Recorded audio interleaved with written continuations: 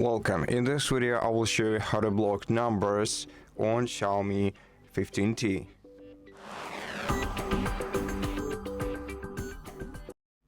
First, open your dial or phone application, then select a contact from the contacts, or tap right here and select contacts to see all the contacts on the list.